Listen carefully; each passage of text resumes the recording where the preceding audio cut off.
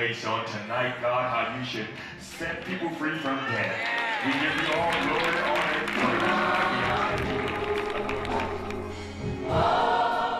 A church in Norfolk, Virginia holds debt revivals. Individuals with large debts are selected, and then donations from parishioners pay off those debts. The church members then destroy their credit cards.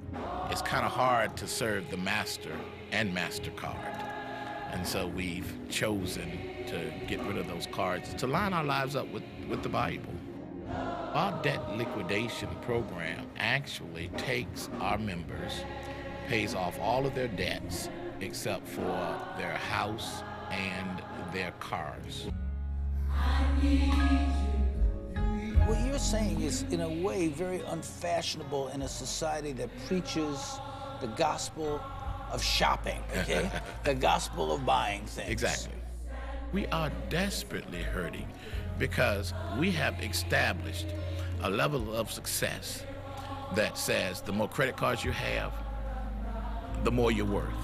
When really, in essence, that's not true. Our society has been really set up to keep us struggling and not give us relief. I believe that there's going to be economic fallout. And I'm telling my church, be prepared. What goes up? It has to come down.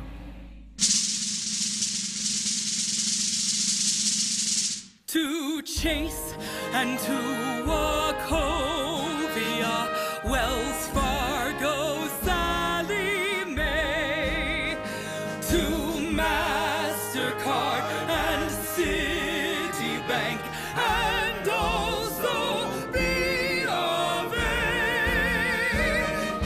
American Express and Visa, Morgan Stanley too.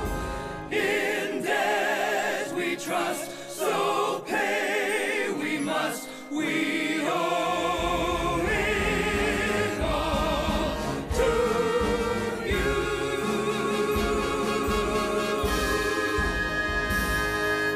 I pledge allegiance to the card of the United States of Credit, one nation under debt, with bankruptcies, late fees, and high interest for all.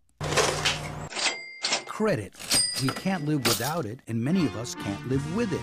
In fact, right now, the United States of America and its people are kept alive by all the money we borrow.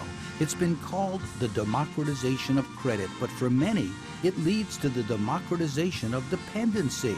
Just look at all the ads on TV selling us more ways to take out loans. Behind our formal institutions, and more powerful than our politicians, is a hidden financial complex driving what the country's leading academic expert on the issue, Robert Manning, dubs our credit card nation. We're seeing people who are dependent on credit. We're seeing them trying to struggle and make their minimum payments, where their ability to pursue the American dream is how much credit the bank is going to offer them. Hey, it's only money. Other people's money, or what we call OPM. We're all living beyond our means. We're all living on credit. We're all living with debt, and it's growing every single day. The national savings rate is now 0. Americans spend more than we earn. It's never been like that before. And I have to deal with it also. I have mortgages. I have credit cards. I have all kinds of other loans. Meanwhile, my savings account is shrinking away. I started to make this film about other people's problems, and I realized it was about me too. I'm facing a credit squeeze that is as personal as it is political. The question, can we even live without credit cards? At some point in your life, you need them. You need them to rent cars, you need them to rent hotel rooms. They provide a valuable service. Look at me, man. Stop sending me credit card letters, man. I don't want any more credit cards. I already have bad credit.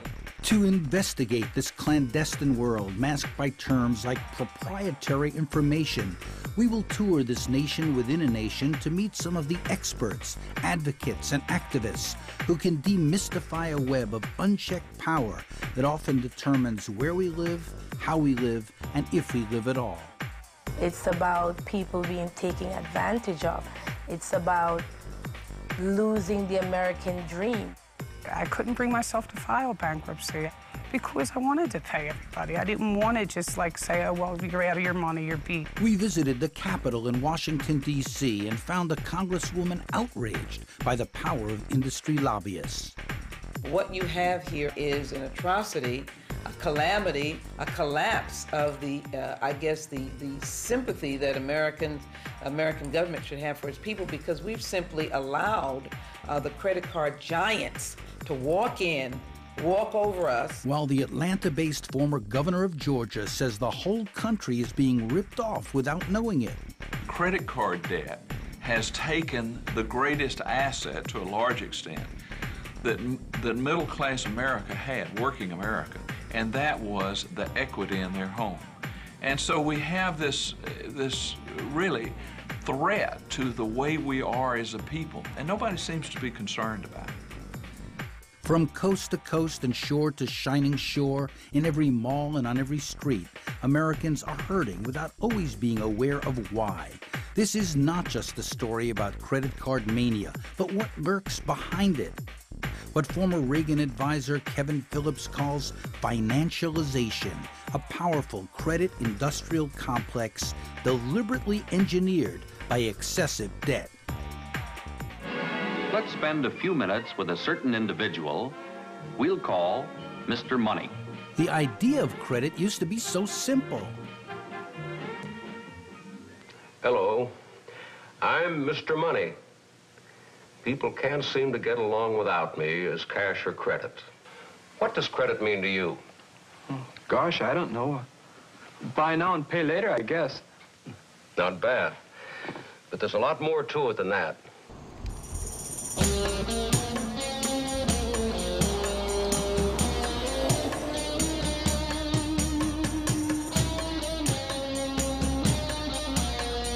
Today's our first day of freshman orientation. Over 2,000 freshmen from all over the country, and in fact all over the world, are here. Some have a little bit more familiarity of managing their own personal finances than others. And I start off here with an antique savings bank. We used to train children to enjoy savings.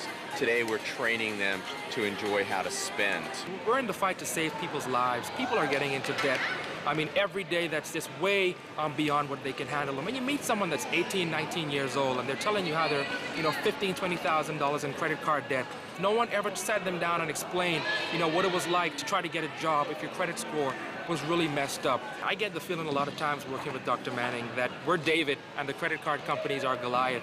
They have the mass media campaigns behind them, the lobbyists in Washington, D.C., and all we have is the truth. Manning's lecture the next day packs them in, a sign of widespread alarm about so many kids leaving college with an average of $20,000 of debt. Of this issue? Well, many of you probably have forgotten that the American Revolution was largely driven by the great American planners that were heavily in debt to European banks, and they had very onerous terms. And they recognized that they could not financially prosper under such outrageous financial demands. So part of the American Revolution was to break enslavement from financial debt. We just constantly are getting bombarded from the credit card companies, and it's like, don't send it, I don't want it. My daughter got one the other day, $5,000, and she's never had anything. So would you counsel for or against getting a credit card? I think every student should get a credit card. But if their parents will not co-sign and they don't have an independent source of income, it should be capped at $500. And only if the student isn't delinquent in payments, then it would be raised $500 a year till graduation to a limit of $2,500. One former student, Andrea Rodriguez, wishes she had listened. I remember the first time when I went to a mall with a friend of mine, and there was a whole bunch of people outside just advertising credit cards for college students. So I applied for one, and of course I didn't put the right income because I wanted a credit card. And a couple of weeks later, I received a credit card for a limit of $10,000. So I went out and I spent and I spent and I spent. At that time, I was not making any kind of money. Soon she was in way over her head. I got a lot of bills over $5,000. For one credit card, I owed, $7,000, which was not the $10,000 credit card. That was another credit card. So I was like, I can't pay this. I was just going crazy. So I decided, my cousin actually is in with finance, and I decided to just go bankrupt at 21. Gee, Mr. Money, do girls have to learn all this about credit, too? Well, Judy, women do most of the shopping when they get married, and very often spend most of the family income. And now let's see just how shopping can be fun. Real fun. This is a toy that's designed for children 3 years and up. The Barbie Register toy. And it actually gives you the exact sound of an acceptance of using a credit card when it processes it at the cash register. There's also Malibu Barbie, who comes with her own gold MasterCard. And there's Shopping Girl Barbie, where she has her own store to pick and choose with her credit card. While Manning was warning parents and students of the dangers of getting suckered, local banks were setting up tables to sign up new customers right outside his lecture room. They'll need anything for deposit. They're giving out free backpacks. Okay. They get 0% on the purchases for 6 months, and then it goes to a standard interest rate. On students, we usually give a line of somewhere between $300 and $500. What's the interest rate, or how much does it cost to? I don't know the interest rate offhand, sorry. Okay. Manning knows he's fighting an uphill battle against a culture that thrives on consumption. I just need your signature. Right here, please. The key for the banks is to get them dependent upon consumer credit, shape their attitudes towards savings, consumption, and debt, and to then multiply the number of financial products that they're buying from that particular bank. So the credit card will lead to the student loan, to the car loan, eventually to a home mortgage, and then maybe some insurance products and investment opportunities. And it's free while they're a student. Young people today that see credit as a social entitlement have no understanding of what it's going to entail to repay those loans back.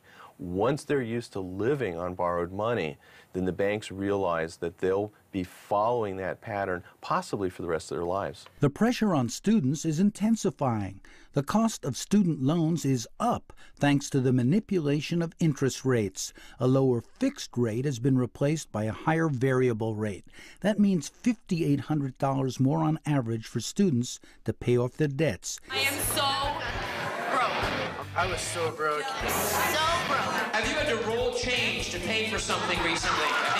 Yes, see, you know, yeah, right now. No wonder campuses are welcoming presentations like this one by James Cunningham called Funny Money, teaching financial literacy to students. A student in Pennsylvania robbed a bank for cash to pay his debts. Other students have committed suicide. What they find themselves in is in such a high level of debt that they can't possibly pursue the kinds of careers that they anticipated. This level of debt really is going to define their future, and is going to have a significant long-term impact on American society, where students can't go into the streets. They're not going to be able to demand social change, because not only do they have a student loan debt to pay, but they've got credit card debts as well before they're even 22 years old. I wish if I could go back and start over, I would have never touched credit cards. I tell my little brothers and sisters, whatever you do not get a credit card if you can help it. My name is Amelia Martin. I'm 27 years old. I'm from North Carolina. I guess about 10 years ago, I realized that I had accumulated a nice chunk, about $12,000 worth of credit card debt that I wanted to get rid of. I was 20 years old and I had a ton of debt already. And then I found these 0% cards, which made a lot of sense, right? That was like a way to beat the system, use the credit cards, and not pay interest. Seemed like a really great idea. These are all my 0% cards that I'm not using. This one, those are both Chase. This one, you know, I have debt spread across all of these cards, and I'm managing all of these cards. This one I just canceled, which was very exciting, but only because I made a payment late and they charged me a lot of money. You have to do a lot of research. They usually only last about a year. You have to pay everything exactly on time. You have to keep up with it. It's a lot of work. I have my day planner where I have, you know, things that I'm doing in my life, as well as when credit card payments are due and when credit card 0% cards lose their 0%. I I don't know, it's a lot of work. I think in about 8 years I've managed to pay off $6,000, which is half of my debt, which means I guess what, I have another 8 years, so it's going to take me 16 years to pay off